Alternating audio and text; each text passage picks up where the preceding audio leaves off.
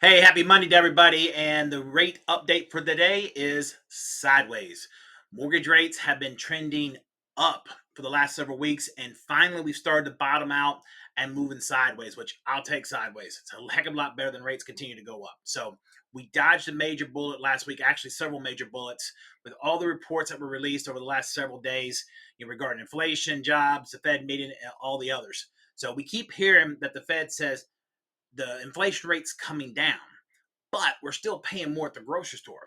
So it's important to understand that the inflation rate is constantly changing and is going up, but the rate of the increase is slowing. That's what the Fed's pointing to, and that's why the Fed's saying the inflation rate's coming down. Now, the Fed is pointing out that the overall, picture is looking good, but for us, we're like, look, the prices are still high at the grocery store and other places, and that's where the rub is for everyone. So the key thing here that the Fed's looking for, and what is going to make a major move for all of us to feel the pressure or release the pressure with mortgage rates coming down and everything else, is jobs and inflation data. Unfortunately, they've been warming as of late. And some of the inflation data is warming due to the fact it's a 12-month rolling average. And what you got to understand that the data we're seeing that's getting replaced is from 12 months ago. So the new data gets added and the old data drops off.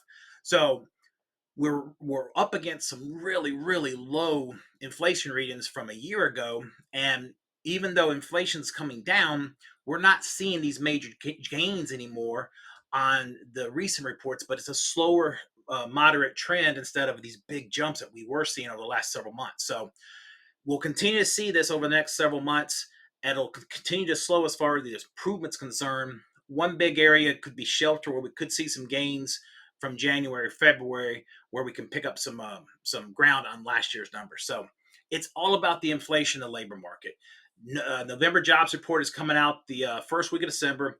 That could be a good indicator of whether the Fed will cut rates on December 18th or not. But the Fed rate cuts, they're gonna be smaller rate cuts going forward based on what we're seeing now, and there's a possibility that they might not even cut on December 18th. So mortgage rates change based on inflation and economic data. Data like the jobs report. As long as jobs remain where they are currently, rates will not drop and could possibly increase. This is counterintuitive to sound, or it sounds counterintuitive, but we need unemployment numbers to increase, to show weakness in the job market, to really move mortgage rates lower, along with a recession, which is still technically possible and will be great for mortgage rates. And I know you're probably like, Mike, what are you talking about, a recession? Trust me, we're going to show you the history of mortgage rates and home values during a recession next week.